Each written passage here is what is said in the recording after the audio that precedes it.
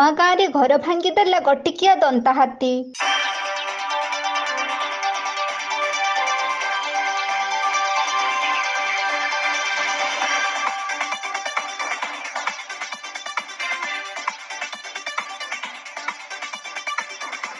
କେନ୍ଦୁଝର ଜିଲ୍ଲା ପାଟଣା ବ୍ଲକ ଅନ୍ତର୍ଗତ କ୍ଷୀରେଇଟାଙ୍ଗିରି ଗ୍ରାମ ପଞ୍ଚାୟତର ନୂଆଗାଁ ଗ୍ରାମରେ ଗୋଟିକିଆ ଦନ୍ତା ହାତୀ ଘର ଭାଙ୍ଗି ଚାଲିଯାଇଛି।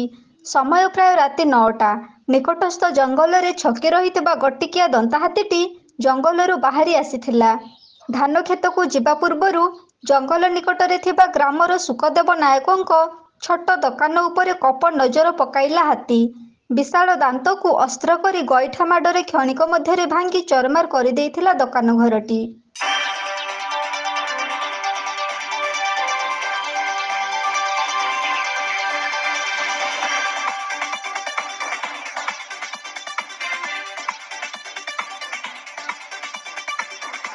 ଅନେକ ଦିନ ହେଲା ଏହି ପାଖ ଜଙ୍ଗଲରେ ରହି ଆସୁଛି ଏହି ଗୋଟିକିଆ ଦନ୍ତା ହାତୀଟି।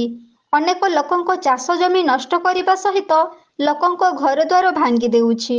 ଲୋକମାନେ ଘଉଡ଼ାଇବାକୁ ଯେତେ ଚେଷ୍ଟା କରିଲେ ମଧ୍ୟ ହାତୀଟି ଖାତିର ନ କରି ଉପଦ୍ରବ କରିବାରେ ଲାଗିଛି। ବନ ବିଭାଗ ମଧ୍ୟ ଚେଷ୍ଟା କରୁଛନ୍ତି କାହାର ଫସଲ ନଷ୍ଟ ନ କରୁ ଆଉ କାହା ଘର ନ ଭାଙ୍ଗୁ, କିନ୍ତୁ ସବୁ ଚେଷ୍ଟା ବିଫଳ ହୋଇଯାଉଛି ଏହି ଗୋଟିକିଆ ଦନ୍ତା ହାତୀ ପାଖରେ।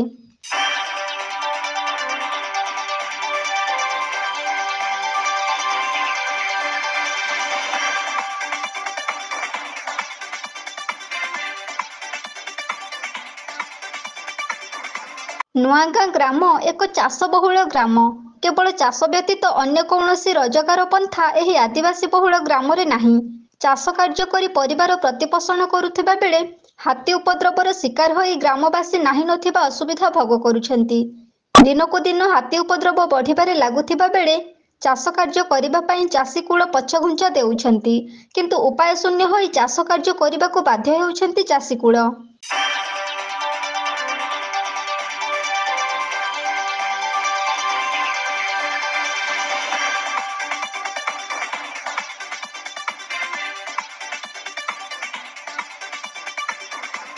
ଏହି ଗୋଟିକିଆ ଦନ୍ତା ହାତୀଟି ଅନେକ କ୍ଷୟକ୍ଷତି ଘଟାଉଥିବା ସୂଚନା ମିଳୁଛି।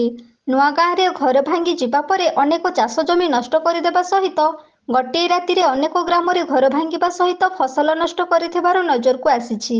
ପ୍ରଶାସନର ଦୃଢ଼ ପଦକ୍ଷେପ ସହିତ ବନ ବିଭାଗ ଦ୍ୱାରା ଫସଲ ନଷ୍ଟ ଏବଂ ଘର ଭାଙ୍ଗିବା ଦାଉରୁ ମୁକ୍ତି ପାଇବା ପାଇଁ ଯଥାସମ୍ଭବ ଚେଷ୍ଟା କରିବା ପାଇଁ ହାତୀ ପ୍ରପୀଡ଼ିତ ଅଞ୍ଚଳର ଲୋକମାନେ ଅନୁରୋଧ କରିଛନ୍ତି।